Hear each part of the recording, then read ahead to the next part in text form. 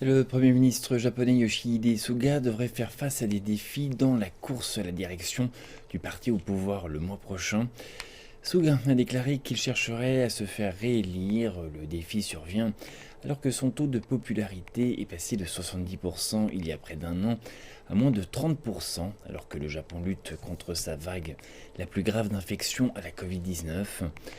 L'ancien ministre japonais des Affaires étrangères Fumio Kishida devrait annoncer sa candidature à la présidence du parti libéral-démocrate au pouvoir, qui devrait tenir un vote le 29 septembre.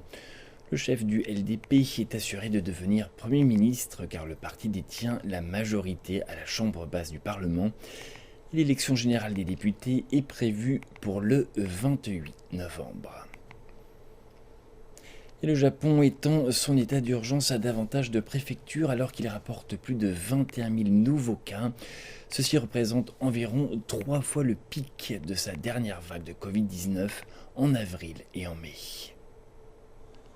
Le Japon a enregistré un nombre record de cas journaliers de Covid-19 au cours des dernières semaines, alors que le variant Delta, plus contagieux, se répand plus rapidement que les autres souches du virus.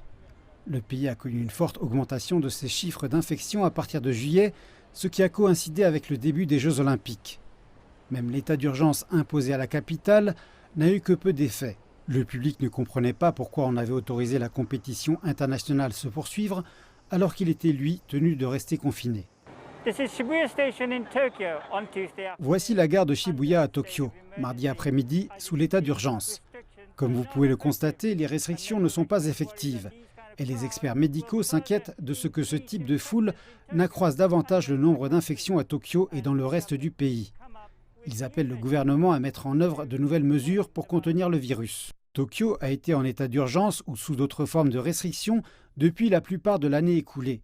Le nombre de cas augmente rapidement dans tout le pays, ce qui exerce une pression sur les hôpitaux et dans tout le pays. Les experts s'inquiètent qu'à ce rythme, le système hospitalier japonais puisse s'effondrer. Les lits disponibles pour les patients de la COVID-19 sont en nombre limité. Si le nombre de personnes infectées continue d'augmenter à ce rythme, les lits d'hôpital seront rapidement pourvus. Si le nombre de cas continue d'augmenter exponentiellement, les hôpitaux seront débordés et un effondrement du système hospitalier pourrait se produire plus rapidement que de nombreuses personnes ne l'envisagent. Pour atténuer la crise médicale, le Premier ministre Suga Yoshihide a déclaré qu'en principe, les patients ne présentant pas de symptômes graves seraient invités à se rétablir chez eux. Cette mesure a suscité un débat, certains soulignant les dangers de laisser les patients à eux-mêmes, alors que les autorités sanitaires locales ne peuvent pas effectuer de contrôles réguliers. De nombreux cas de personnes mourant seules à leur domicile ont été recensés. Près de 100 000 patients atteints du coronavirus seraient en convalescence chez eux. Les personnes présentant des symptômes modérés ne requièrent pas nécessairement d'être hospitalisées. Sans rendre des lits disponibles pour les patients qui souffrent de symptômes plus graves, nous ne serons pas en mesure de traiter ceux qui en ont le plus besoin. Je conviens donc que, dans une certaine mesure, cela est nécessaire. Les docteurs soulignent la nécessité d'un contrôle quotidien des patients qui demeurent chez eux, ainsi que des vaccinations accélérées pour prévenir des morts. Les experts disent que 80% des hôpitaux japonais sont des cliniques privées petites et moyennes qui, pour la plupart, sont dans l'incapacité de séparer les patients de la Covid-19 des autres.